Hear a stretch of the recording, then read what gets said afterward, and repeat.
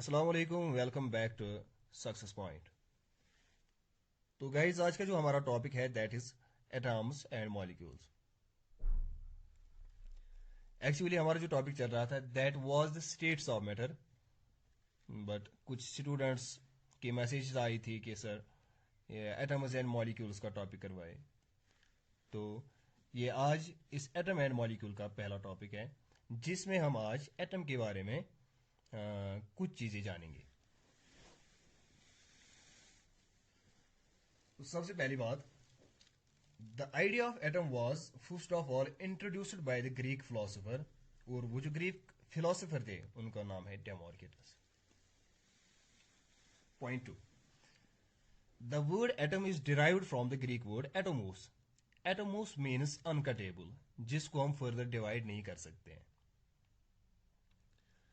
But this word atomos और atom is misnomer. Misnomer means गलत नाम है। क्यों? गलत टर्म है। क्यों? क्योंकि जब हमने लेटर ऑन एक्सपेरिमेंट्स की तो उन एक्सपेरिमेंट्स से हमें पता चला कि ये जो एटम है, एटम को हम फर्दर डिवाइड कर सकते हैं। तो किन चीजों में हम इस एटम को डिवाइड कर सकते हैं?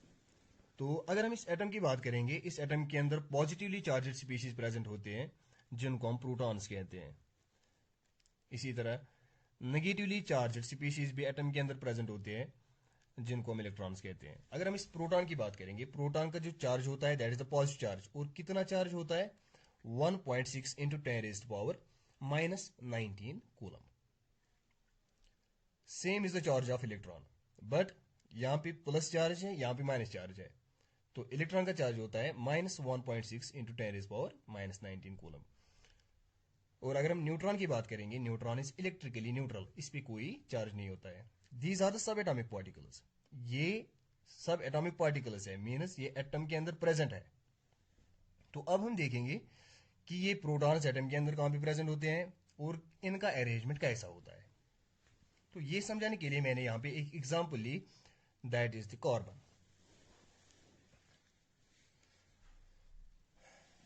तो चलिए अगर हम मॉडर्न पीरियडिक टेबल की ओर नजर डालेंगे, तो मॉडर्न पीरियडिक टेबल में बहुत सारे एलिमेंट्स हैं। तो यहां पे मैंने एक सिलेक्ट किया, आप कोई भी एग्जांपल ले सकते हो। तो यहां पे मैंने कार्बन की एग्जांपल ली।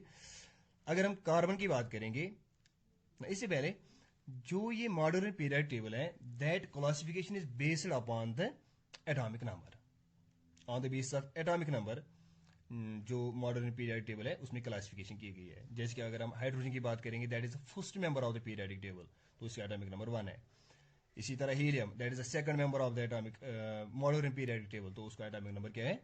2। सिमिलरली ये जो कार्बन है, this is the sixth element of the modern period table, तो कार्बन का जो एटॉमिक नंबर है दैट इज 6। लेकिन अब आप लोगों को ये भी पता नहीं है कि एटॉमिक नंबर क्या होता है। 9th स्टैंडर्ड की मैं बात कर रहा हूं।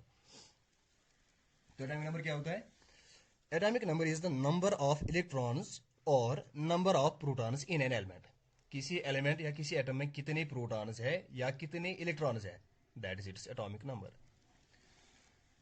तो अगर कार्बन का एटॉमिक नंबर 6 है, इसका मतलब ये हुआ कि कार्बन के अंदर टोटल इलेक्ट्रॉन 6 होंगे और कार्बन के अंदर प्रोटॉन्स भी कितने होंगे?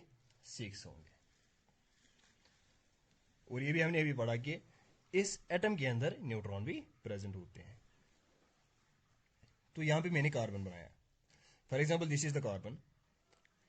ये जो मैंने यहाँ पे शेडेड पार्ट बनाया है, इस शेडेड पार्ट के अंदर होता है एक प्रोटॉन और इसके अंदर होते हैं न्यूट्रॉन्स।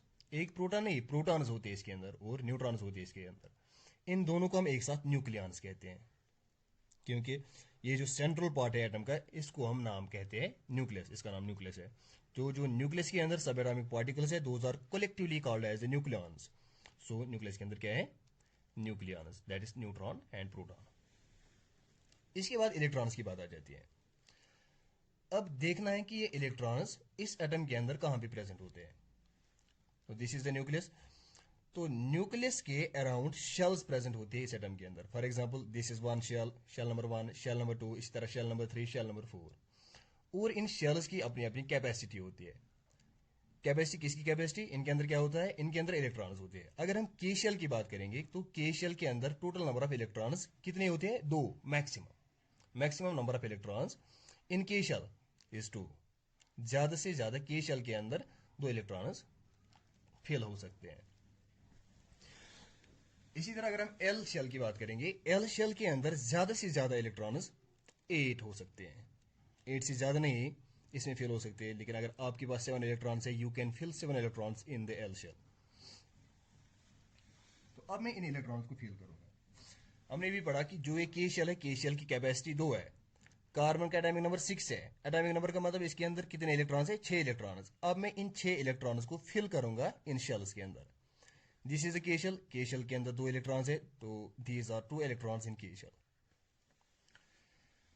इसके बाद हम एल शेल की बात करेंगे। एल शेल के अंदर टोटल इलेक्ट्रॉन्स कितने फिल हो सकते हैं? 8 इलेक्ट्रॉन्स। मगर मेरे पास यहाँ पे खाली 6 इलेक्ट्रॉन्स है, 2 तो के शेल में आ गए, अब बचे कितने? 4 इलेक्ट्रॉन्स। उन 4 इलेक्ट्रॉन्स को मैं फिल करूंगा एल शेल में।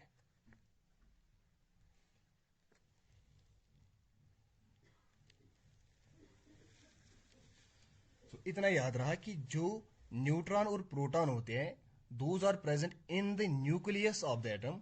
और जो इलेक्ट्रॉन्स होते हैं, electrons are present around the nucleus. किन में प्रेजेंट होते हैं? शेल्स में। शेल्स का नाम क्या है? K shell, L shell, M shell, N shell, blah blah. और इनकी अपनी कैपेसिटी होती है। एक बात आप याद रखिए,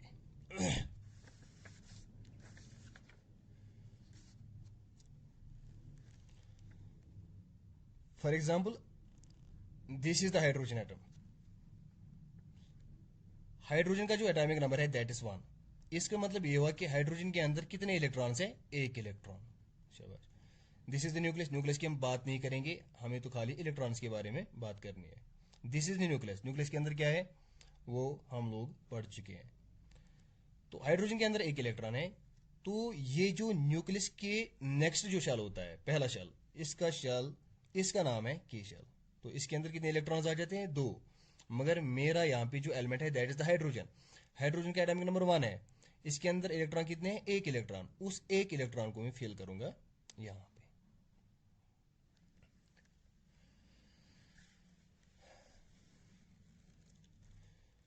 this is atom, hydrogen atom. आप एक बात याद रखो कि अगर मेरे पास कोई भी एटम है, या तो उसके आउटर मोस्ट शेल में 2 इलेक्ट्रॉन होने चाहिए, या तो उसके आउटर मोस्ट शेल में 8 इलेक्ट्रॉन होने चाहिए फॉर स्टेबिलिटी।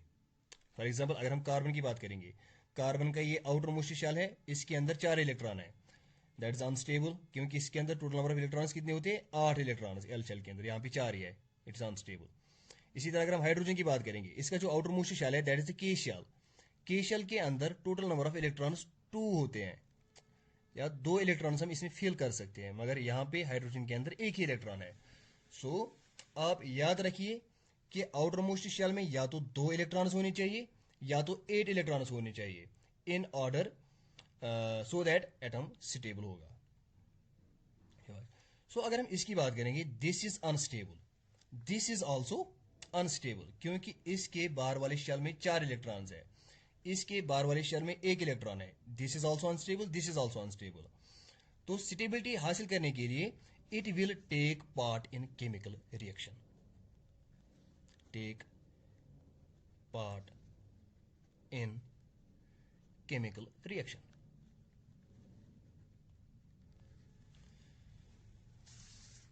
एटम्स के बारे में और एक पॉइंट अगर हम यहां पे लिखेंगे, एटम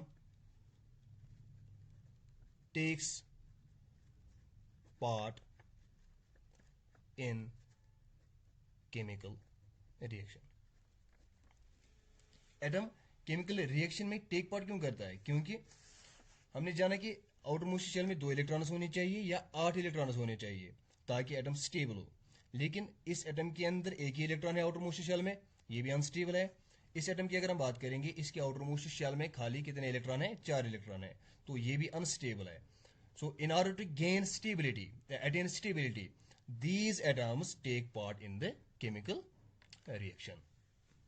ये बहुत ही वास्ट टॉपिक है, इसको हम आगे जाके डिटेल में एक्सप्लेन करेंगे। ये जो यहाँ पे मैंने पॉइंट लिखा, atom takes part in the chemical reaction, ये सब ये जानने के लिए इतना सब कुछ यहाँ पे एक्सप्लेन करना पड़ा। आई होप कि आप लोगों को अच्छी से समझ में आया होगा।